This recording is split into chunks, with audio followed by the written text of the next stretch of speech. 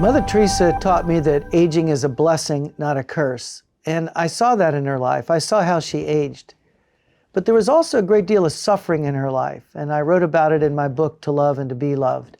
Often, Maggie, when people of age have the news broken to them that they've got a terminal illness, or they've just been diagnosed with Alzheimer's, or their chronic illness is progressing, it leads to both physical and interior suffering, and it can lead people to feeling their life is cursed. Why me? Why was I singled out for this illness? What do you say to people to help them find that aging is a blessing in the midst of what might be considered a cursed life? Yeah, and I think what you're talking about there is the normal part of the grief process that goes on when we get landed with news like that. We have to grieve that, you know? So I think that that's a good thing once it's progressing forward, you know? Whereas some people do get stuck there, I think. And that is problematic. Lots of ruminating, lots of... And why do they get stuck there? I think they're having trouble making sense of it and making meaning of it. And rather than kind of drawing from the good stuff that they have had and that is in them.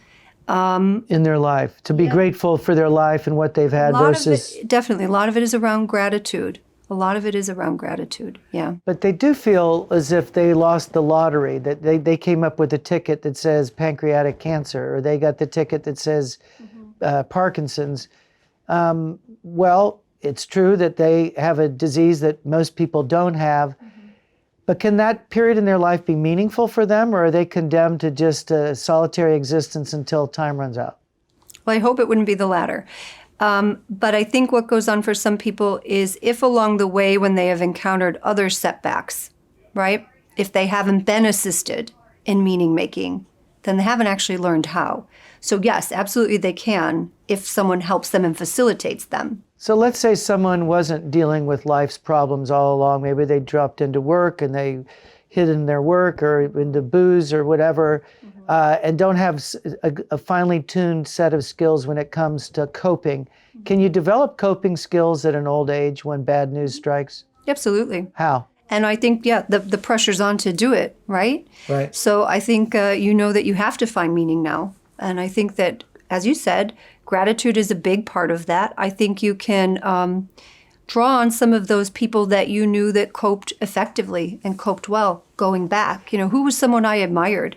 How did they cope with difficulties? Right. You know, when you talk about Mother Teresa, it's very clear you admired her. So you must have learned something about coping from her. And I saw her willingness to let herself be loved in the midst of her suffering, that she also allowed herself to be accompanied, that she wasn't humiliated by some of the physical changes it took on, her memory loss that she experienced.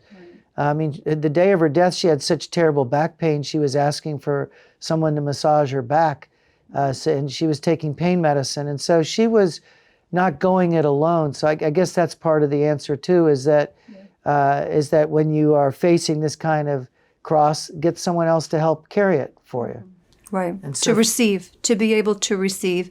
And maybe you're onto something there too, Jim, because maybe when people who get stuck like this, maybe they have been under-supported historically, you know, or they don't know how to use the support, or they have trouble receiving. And maybe that's the thing they're supposed to be learning. Right. Right? And I think too, I can only approach this as a person of faith, but the passage in St. Paul's letter to the Romans, that the sufferings of the present are nothing to be compared to the glory that's to be revealed.